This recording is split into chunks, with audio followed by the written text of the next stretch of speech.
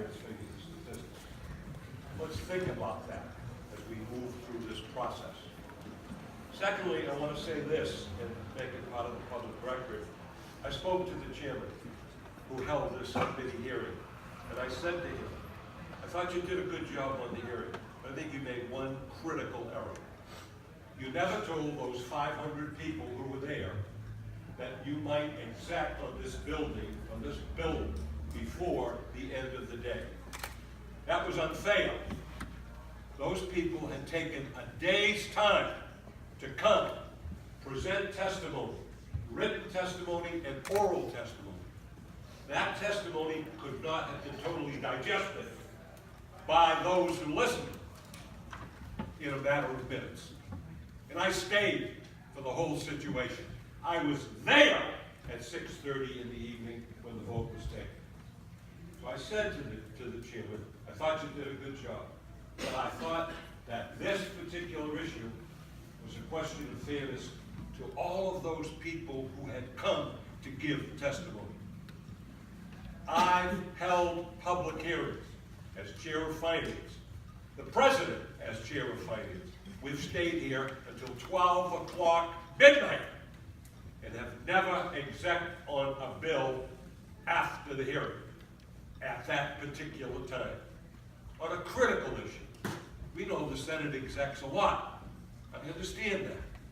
Those of you who have come from the House know that the House doesn't do that. But in this particular situation, given the gravity of the bill, that should have been made an issue. Don't do it at that moment in time when the hall was clear. People had left. People who had given testimony and who were deeply involved in the result. I heard someone say the testimony was compelling. One of our senators managed to say that this morning. The testimony was compelling. It was absolutely compelling. Why was it compelling? Because it dealt with the life and liberty of the union men and women who came. They should have been listened to. The courtesy should have been extended for debate on that issue. We are the healthiest state in the United States. We're the best state in the United States to bring up a family. We have a 2% unemployment rate. We can't find people to work. Thousands of jobs go unfilled in this state because we can't find people to work. We can't find them. What we should be talking about today is how do we train people? How do we train people to do these jobs that we can't fill? How do we create an employment force that can fill the jobs that pay well and produce good benefits? Our union people have persisted in trying to make this happen. They have a system of training. The union pays for it. You become an apprentice, you become a journeyman, you become a master. We ask that people go through that. And who protects us? It's the unions. I find it almost impossible to comprehend that we would be wanting to diminish this in the public sector. We want to diminish this opportunity to get well-qualified people to do the jobs that we can't fill.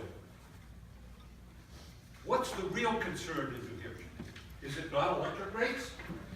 Why do people leave this state? Why? The electric rates are high. We've got to deal with electric rates. We know that. We've been working on that. But that's the issue. That's the issue. Take a look at your electric bill. When it costs more to transport that electricity than it does to pay for the cost of the electricity, we got a problem. Right? We got a problem. We got to deal with that problem. Those are the things that we, as an elected body, should be dealing with.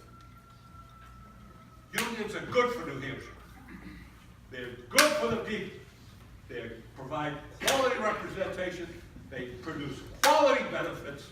They produce quality retirements. and indeed should not be admonished. Right to work, that's, we all have the right to work. Huh? Who denies you the right to work? You want to work, there's a job for you. That's a misnomer perpetrated by those who are in favor of it. Right to work. I have a right to work. I have a right to work where I want to work, and I have a right to be a member of a union because they do positive things for me, my family, and I'm using that in the broadest context. I would ask my colleagues, we don't turn many votes by these speeches. I know that. I've been around this damn place for 20 years. We don't turn many votes. I can only remember one time in my existence here when I turned to vote. It was the greatest feeling I've had as a member of this Senate. And Mr. President, you were my vote. Okay? You were my vote. You did it for me. I appreciate that very much. Godspeed. Or as we said, Salam alaikum. But anyway, we talk a lot, we debate a lot, but the issue is quite clear. We're here to do what we perceive of as the right thing.